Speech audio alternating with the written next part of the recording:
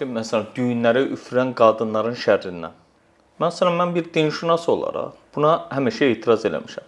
İlk soruşduğum məsələdə bu olub ki, düyünləri o zaman kişilər üfürsə olarmı? Və yaxud da həqiqətən söhbət orada düyünlərə üfürməkdən gedir. Və bunu araşdıranda orada Fələq surəsindədir. Fələq surəsində deyir ki, İnşarın nəfəsəti fil uqad deyir. Deyirəm, baxın, adicə özümüz uqad sözü cəm şəkilçisidir.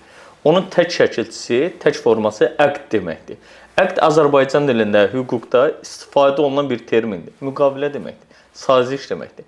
Nəfəsət də ora mənfilik qarışdıranların, sazişi pozanların şərrindən yaradana sığınmaqla bağlı olan bir məsələdir. Orada nə düyünlərdən gedir söhbət, nə düyünlərə üfürən qadınlardan. Çünki ərəb dilində də qadın sözünü niyə verirlər ora? Ərəb dilində bir şey cəm olduğu zaman onun qarşısındakı müənnəs olur. Qadın cinsində gəlir. Qadın cinsində gəldiyinə görə onda qadınlarla əlaqələndiribdilər, təəssüflər olsun ki, belə bir məna veribdilər.